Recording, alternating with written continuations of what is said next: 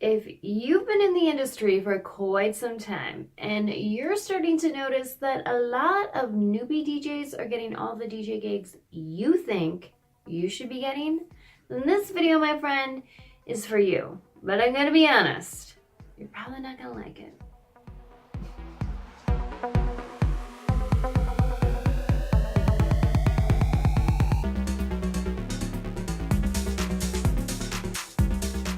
What an opener, hey? I'm trying to get people to watch my video while also telling them they're probably not gonna like the video.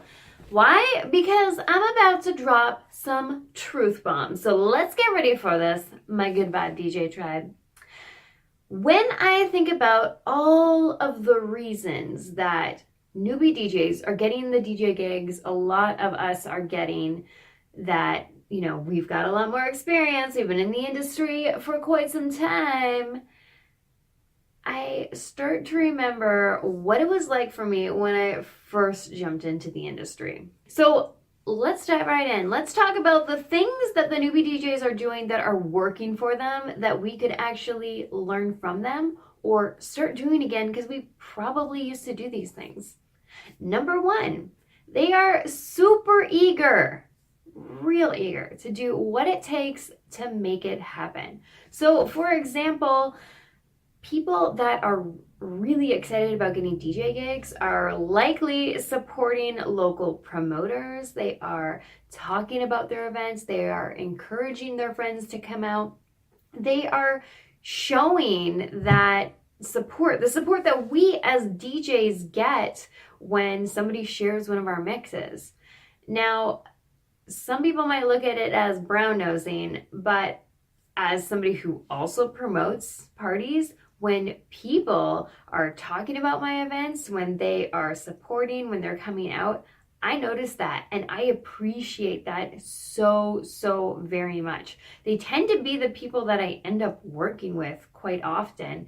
And I think it's because as a community, we're building this industry, so it just makes sense to work with like-minded people that actually want to be here and show up.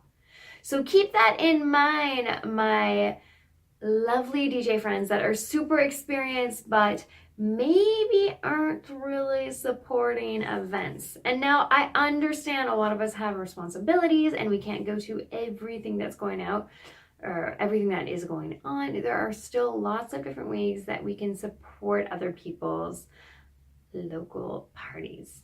Number two, they work incredibly hard on their DJ sets. I mean, they're practicing, they are looking for new music, they're trying to find creative ways to stand apart, creative ways to get, the listeners on the dance floor vibing. Whereas with people that are quite experienced DJs, they might not spend that much time making sure that they've got the proper music or practicing because you're thinking, I've been doing this for years, I don't need to practice, I can just pick up my record crate and go. I'll just pick some random tracks and we're good to go. And then you get to the event and you realize you're not really that prepared and you're a little rusty. Yes, DJing in some sense is kind of like riding a bike, and in other sense not, because it's kind of like being a BMXer and you haven't been practicing your tricks and now you're trying to do a competition and it's not going so well. I know for me, I have totally experienced this before. Just that overconfidence in going to an event thinking, I've been doing this for years, it'll be all good. And then you get there and you're totally out of your element. You realize that you probably should have practiced a little bit more before you went to the DJ gig or bought new tunes or organized your music better.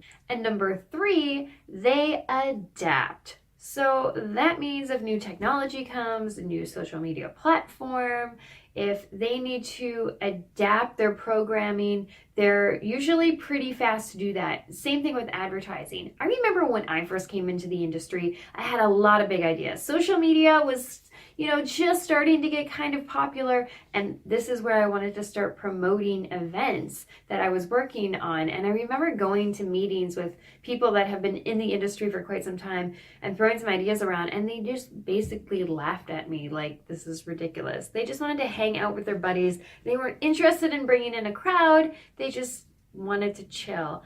And for me, I thought, well, this music is so amazing. I want to get other people listening to it. I want to get other people excited about what we've got going on.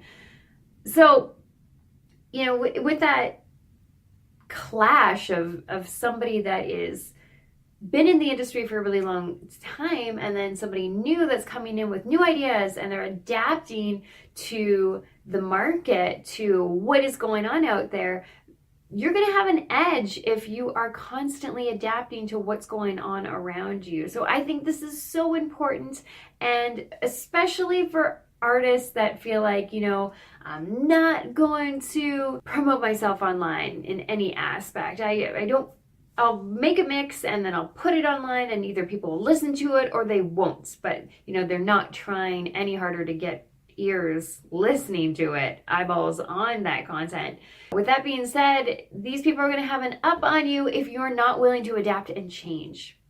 And number 4, last but definitely not least, they are likely not jaded. They're probably pretty excited, pretty passionate about what they're doing, and it is so much easier to work with somebody that is excited about the projects that they're working on.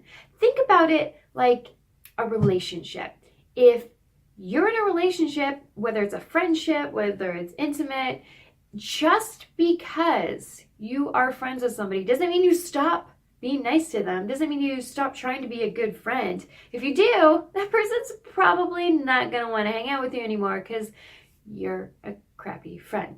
And if you think about it in the business aspect, if you were to work with someone that's super eager, ready to go, adapt, excited about what they've got going on, or someone that is not willing to adapt, has no interest in making any changes, not really going above and beyond to step out of their comfort zone and do something a little bit new, a little bit more exciting, take more risks, and they're jaded, which person do you think you'll want to work with? That being said, there are going to be things that newbie DJs are doing that probably aren't working for them. Maybe they aren't charging their worth. Maybe they need to work a little bit more on watching their levels or beat matching better. That's something that they can learn and change and adapt. Just because you know how to do those things doesn't mean you don't have anything else to learn. So I want to encourage you all, whether you are a newbie or whether you've been around for quite some time, to learn from one another, to try not to be so judgmental of those around us, and remember that those jaded DJs have probably been burned a few times too, so they might have some great advice for you to try to avoid those little icky situations. I hope you guys found this video helpful. Make sure you subscribe to the channel if you want to make sure that you're seeing this content. If you're on Facebook, you can actually make sure you get notifications every single time that I put out a video. Thanks so much for watching, guys.